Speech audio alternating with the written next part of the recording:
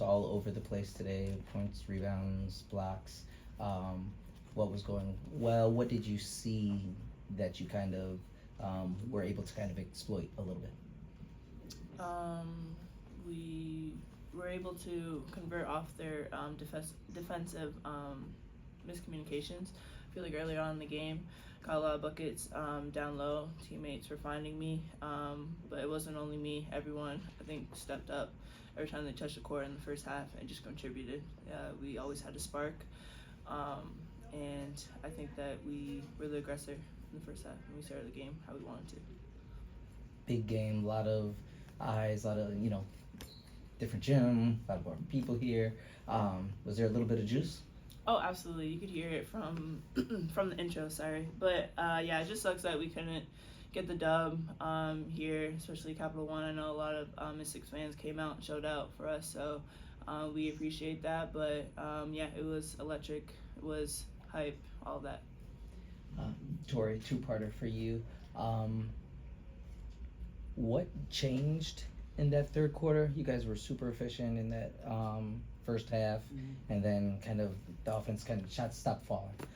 What changed, number one, and number two, another good one off the bench from you. You looked aggressive. How did you want to come in and I guess how did you want to come and approach it today? Yeah, to piggyback off what Lee said, we were the aggressors in the first half, and I think we weren't the aggressors in the second half. And I think that showed. We stopped getting shots on goal, and they capitalized on our turnovers, on us, passing up shots. I take ownership. There's times I passed up shots, and they capitalized on it. And that just can't happen. We gotta put two halves together. Our first half looked great, but one half ain't enough. One half is not going to win the game, and I think that was the difference in the game today. Two halves. Tori, there was one huddle down the stretch. She looked pretty animated, and Eric was in here talking too about in the locker room, how there are a lot of voices speaking, including yours. What kind of leadership role are you taking right now? What are you saying to your teammates, as a vet in this moment?